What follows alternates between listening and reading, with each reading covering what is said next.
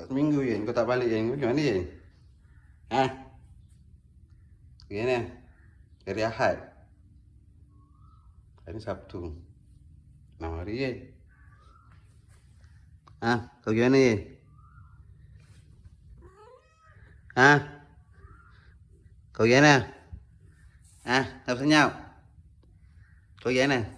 Asal balik? Ha? Kenapa hidup kat luar apa? Tak berpihak pada engkau ke? Keras lah hidup ni. Makan macam ni? Ha? Selama seminggu macam mana makan ni? Asal balik?